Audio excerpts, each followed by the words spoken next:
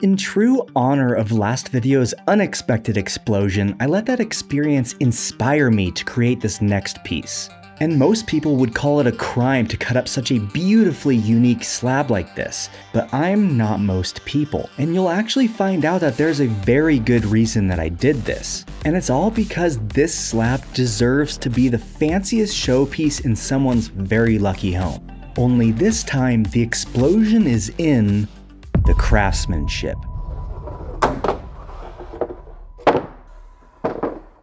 This is the coolest wood I've ever bought. This is a Clara walnut burl slab, and if she looks this good rough sawn, I cannot wait to get her flattened.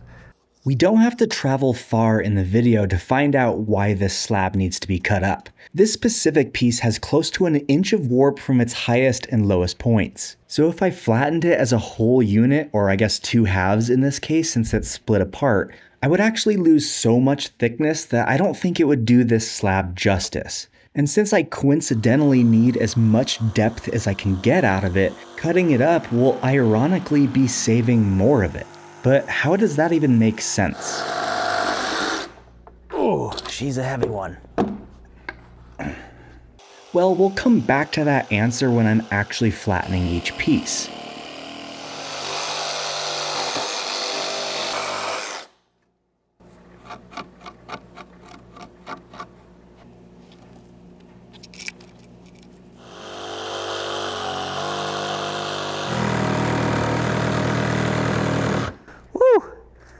She's smoking.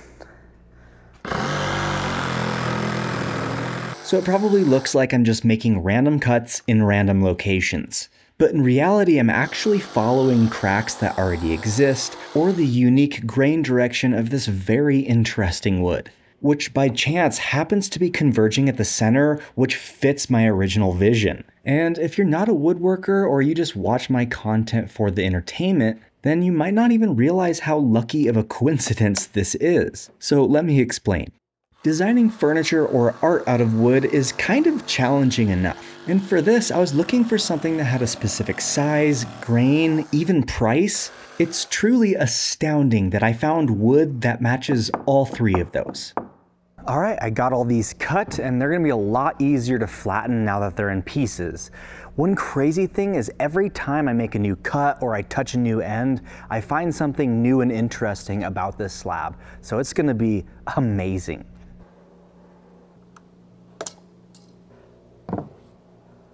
Some of these pieces I really could just run over my jointer to flatten, but I wouldn't get as much control of exactly what spots get flattened as I do with making a sled like this and using the planer instead.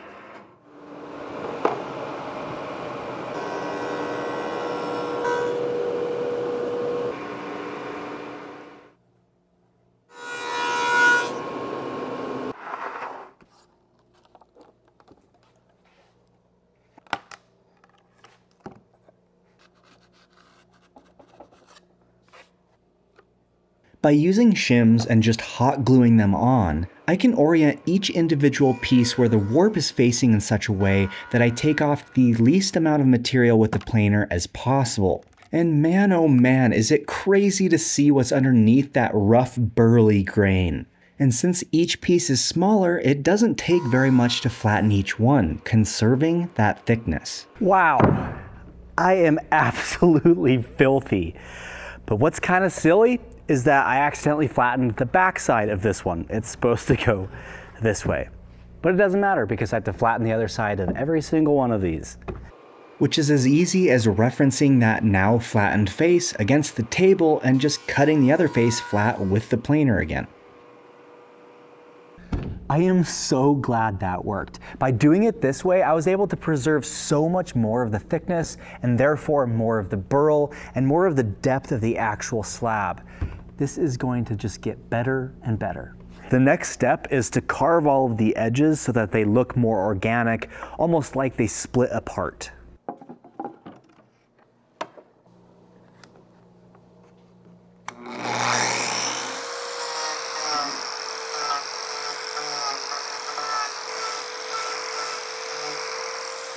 I learn something new in every single project and video that I make for you. And I don't mean that in some silly cliche way like, you learn something new every day. Or even better, there's always a lesson hidden in every mistake.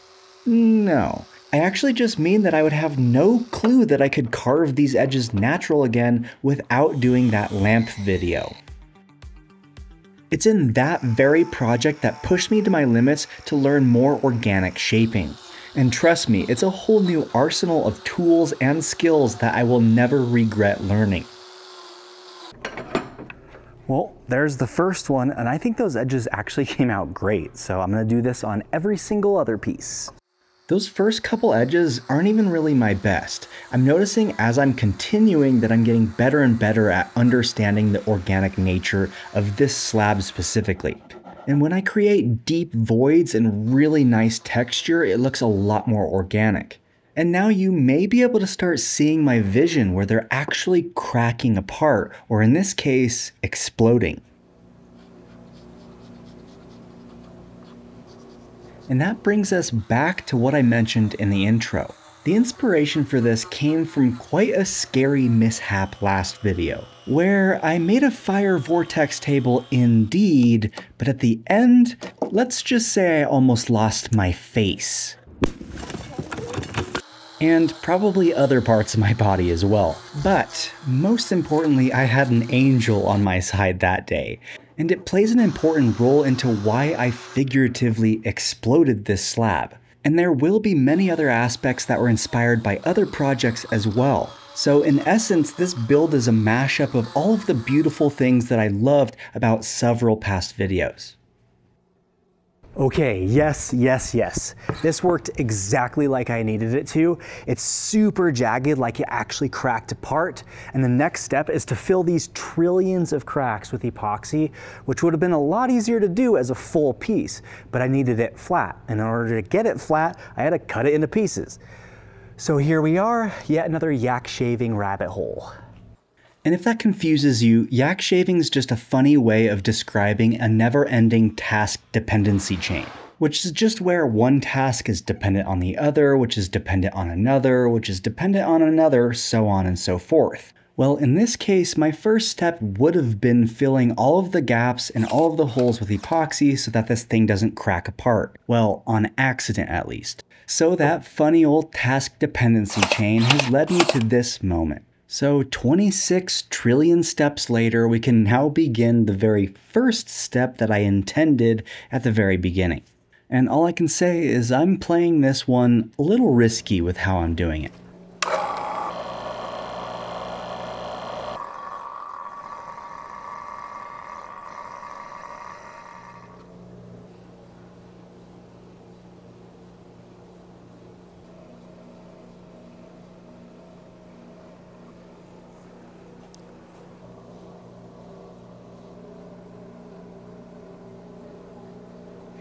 It would have been a lot of work to make a separate mold for each 9 of these pieces. Working with extremely porous woods like this that have cracks and knot holes everywhere, it's basically impossible to create a perfect seal unless you have form sides going up on the edges, but we don't want to fill up all the burl edges with epoxy.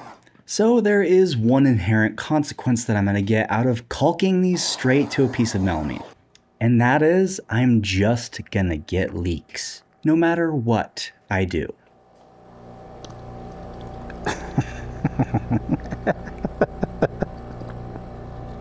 And yeah, I got a leak, or 2, or 3, or 4, or 5, but that's not the point. The point is, look how freaking beautiful this wood is gonna be. And since I used the 24-hour deep pour, it gelled up pretty quickly and stopped those leaks, and I can do a second pour on the same day. Had I used the 72-hour deep pour, I would have been chasing these leaks for days.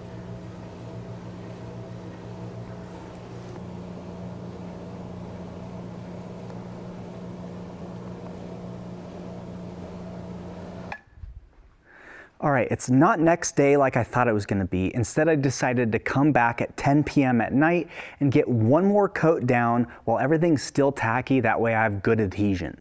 And I'm using SUPERCLEAR's tabletop for this because I only have large voids to fill now, and this stuff is extremely thick. It's actually the thickest out of all their epoxies. And this just means that it likely won't seep through overnight.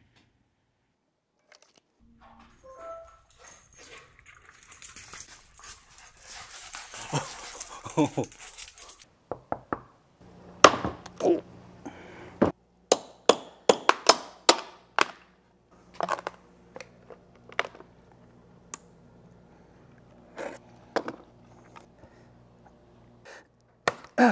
Gotcha.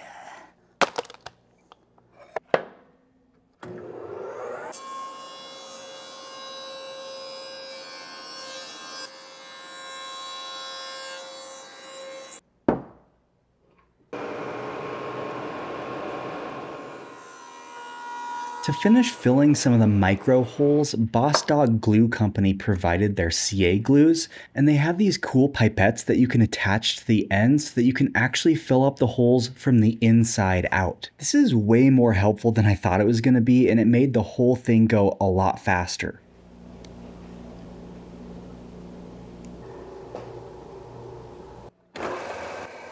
Once I stepped over to my drum sander, I had a funny realization that I totally could have flattened each side of the slab on this thing. I mean, it's 37 inches wide. But then I had to remind myself, oh yeah, we didn't do that because it would have resulted in like a half-inch thick slab. Woohoo!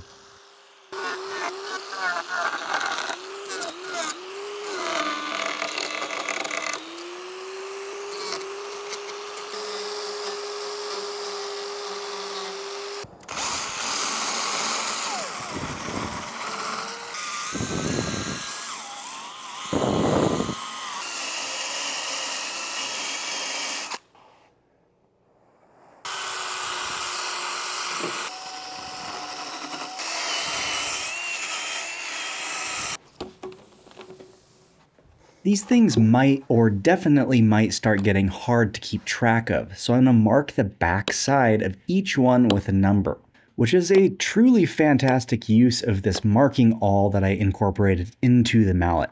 And the backside doesn't need to be all that perfect, I just don't want to leave that caulking in case it starts like falling off in the future or something.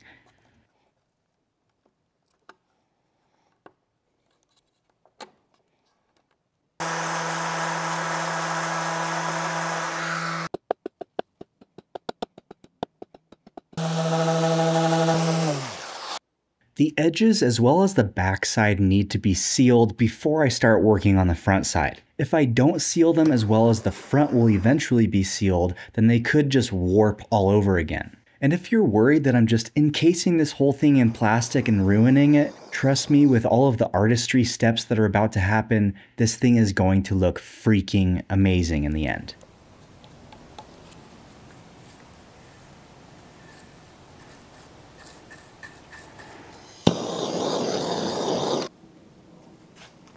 What I've noticed in each project that one of the hardest aspects can be pre-planning. And in this case, I had to pre-plan to finish the back and the sides so that I could finish the front last. This gives me the ability to sand everything flat afterwards and just worry about this show face now. Dang it, I totally left this on and didn't look at it, and I got epoxy everywhere. Lovely. All right, I only lost 2 ounces. Normally I add a stain before I finish walnut so that it doesn't fade over time, but in this case I have a completely different plan. So apparently putting it in the vacuum chamber twice lets it get really hot, and it instantly cures.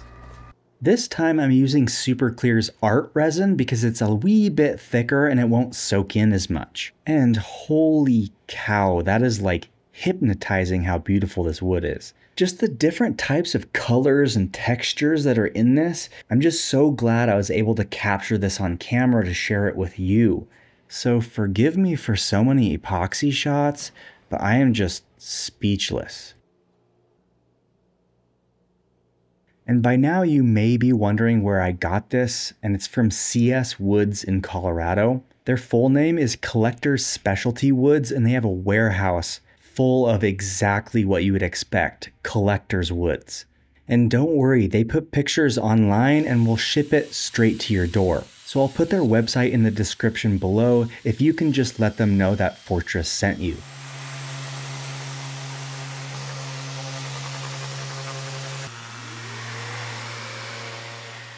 Man, our front office right now is like, it has to be like 95 degrees in here. And working or playing in an office like this is just way too hot, which leads me to today's sponsor, Mr. Cool.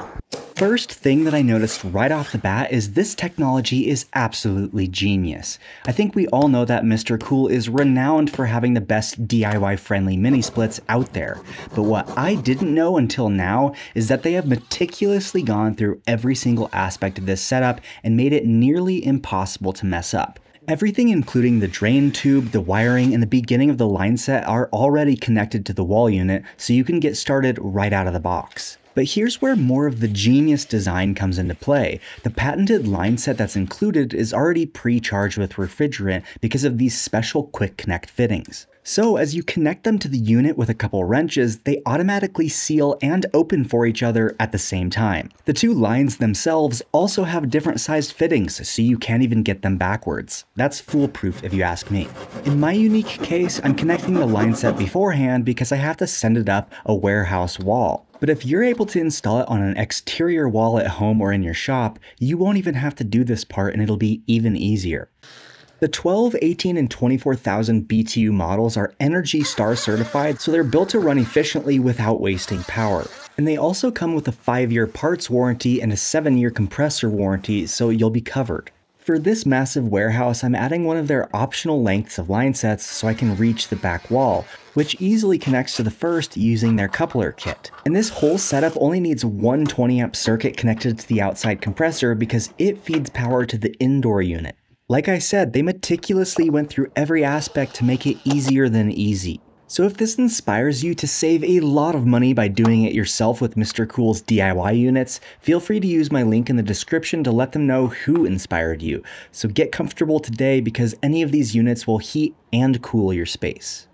For how long that line set is, like that is some very cold air. Yeah. Yes, yes, yes. Thanks, Mr. Cool, for keeping my family comfortable and my machines from overheating. So as I mentioned, walnut treacherously fades over time, and adding some stain would have helped block that UV light, but it would have darkened this wood way too much and taken away some of that breathtaking color that it has. So instead, I added black pigment to this Halcyon gloss, which is essentially going to work like sunglasses. And this high gloss finish will play into the luxury finish of the overall piece. Wow, these things just keep getting more and more beautiful as I progress. I'm going to do a quick buff and then work on the edges. The inspiration for this feature of the project came from the Spirograph video, which right now is at over 5.6 million views. That's just insane, and I thank you all. And that gloss top coat offered so much depth and clarity, I just knew that's exactly what I needed for this burl. And no, this isn't gonna be a table, or even a table. This is gonna be an art installation that's engineered to capture the eye. Well, I would say, based on my reflection, that worked pretty well.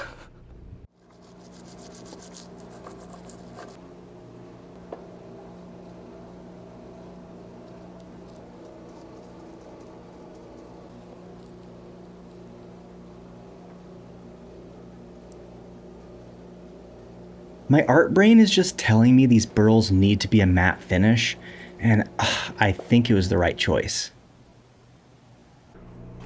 Did you notice that Mona Lisa is in the reflection? How creepy. It's because it's the glue size that I'm using. This brings us boldly to the topic overkill. Some of you may think that this is just over the top and unnecessary, but in fact, this is necessary for two semi-decent kind of good reasons. Reason number one is I do not want anybody to ever be able to call this piece of art rustic. And there's no hard feelings if you like rustic, of course not. It's just this piece reminds me of an elegant performer on stage, not rustic Joe Bob holding his double-sided chainsaw. And hopefully that makes sense, and I really hope your name isn't Joe Bob, and if it is, I already know I'm dead meat.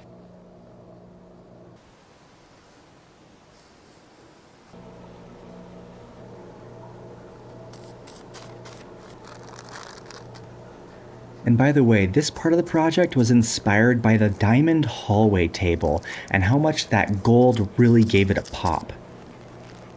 That's really weird. I must have missed a spot with the glue sizing.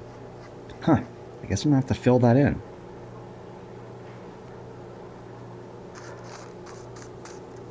There we go, that's a lot better. I don't know what happened there.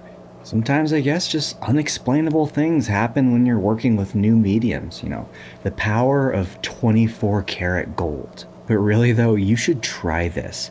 This is so relaxing. In fact, the whole project is hypnotizing actually. And she's definitely one step closer to being that elegant stage performer. Well, over 2.5 days and over $450 worth of pure 24 karat gold leaf, it's not even done yet. Nope. Each one of those slab pieces would have to individually be mounted on the wall right now, and no one wants to do that. I mean, come on, that would take at least 10 minutes to do, and no one has that time. Instead, I'm making a back panel that'll essentially be hidden out of view. And that actually reminds me, I never gave you the second reason as to why I went over the top and added gold leaf to this in the first place. But I guess right now is more fitting to tell you anyways.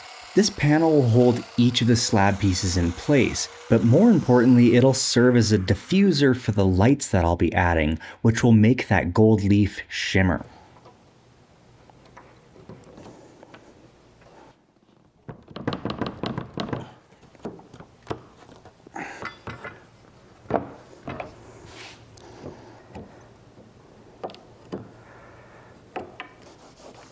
Since I want this back panel hidden, I can't have it protruding out of any sides. And I think the easiest way to know where to cut is just to put the piece on there and trace it, but we would still be able to see the edges, so it has to be inset a few inches so that it's unseen.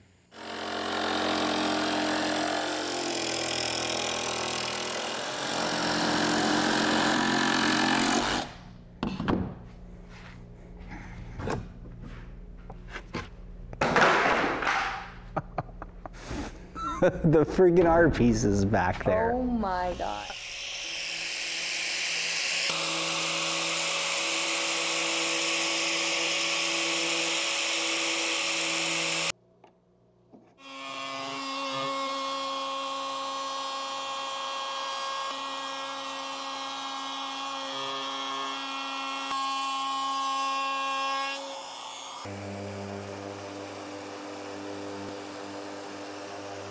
Whoops, I totally sanded off my markings before I was able to use them to position everything. So I guess I'm gonna have to do that again. Yeah, each of these pieces is going to be elevated off of the back platform. And in order to know where to drill the holes, I kind of need to know the outline of each section. I printed these clear PETG standoffs. That way it creates some space behind the slab for some lighting. And they're clear to make sure that they don't create a shadow themselves. I'm gonna mount a few, make sure they're sturdy enough. If they're not, then I'll just print wider ones.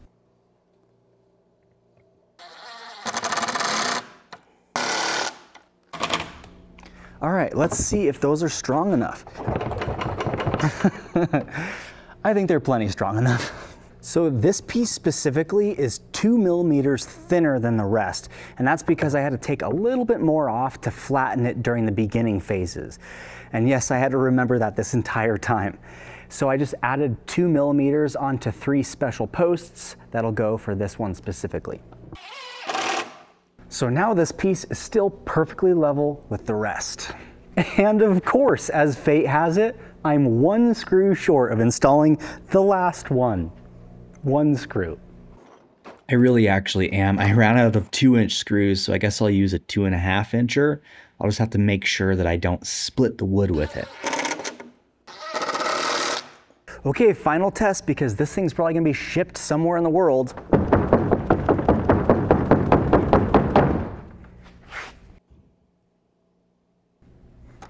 Looks fine to me. I think it would look pretty ugly to leave a bright maple panel showing through those cracks, so I'm spraying it a matte black. I'm hoping that this will help diffuse the light, but also take away some of that brightness because it's not going to take much to make the gold shimmer. I'll start by saying I'm making this a lot harder on myself because I'm using individually addressable LEDs, which are definitely harder to work with. They just require more wiring, smarter LED controllers, and power injection at different points. But the benefit is that I'll be able to light up each LED individually and create kind of a smoldering look or all sorts of different really cool effects. And I'm hoping that kind of fire smoldering look really finalizes the explosion aspect of this art, but even cooler is whoever decides to buy this can control the LEDs to whatever color they want. So if they just want white, if they want them off, if they want crazy effects, they can get anything that they want, especially with the WLED app that I'm going to be using. The only challenging part on my end is I need to make sure every single joint is perfect, otherwise it will create glitches and it's probably going to create a nightmare that way. So I'm kind of expecting this to take days, but we will just have to see.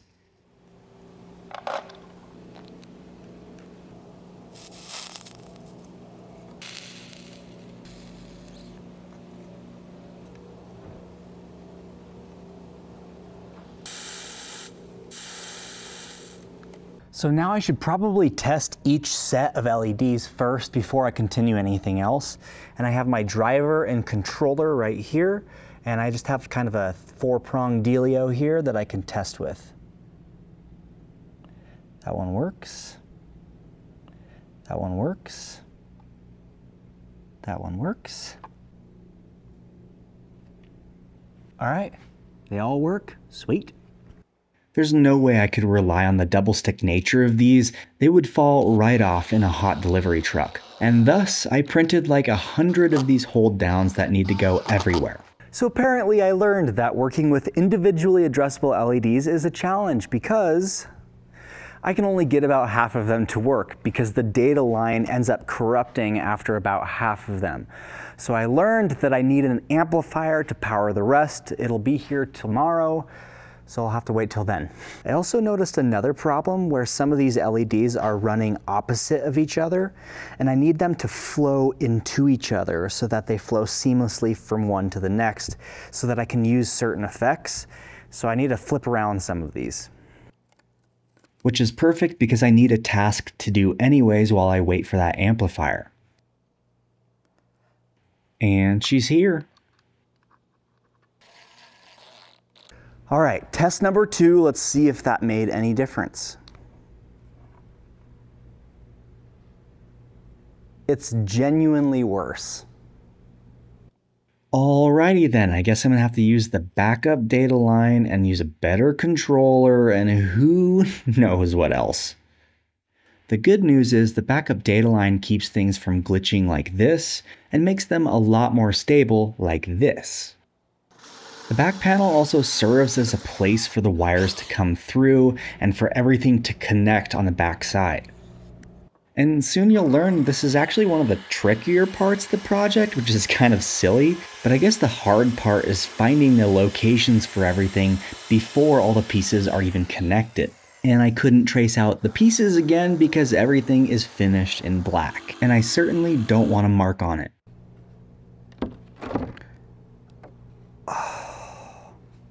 No, this is just beating me to death. I cut it in the wrong spot. It was supposed to go here, not there.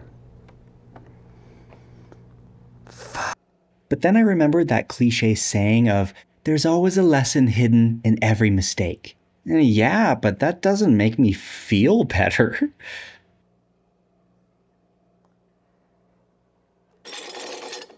Well, I'm gonna let that set up overnight, cry myself to sleep, and I'll see you tomorrow.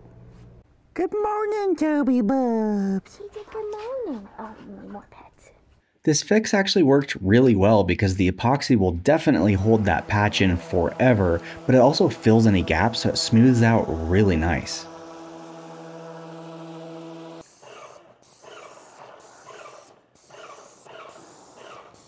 Yes, I got all of the LEDs to work in sequence all the way around with no glitching, and it just took a better controller. Sweet. By the way, there's hours of more content over on memberships or Patreon for every single project I do, including this one. So if you want to know how I do, what I do, and why, that's probably the place for you to go. And thank you, patrons, for being a part of such a large growing community. You are truly amazing.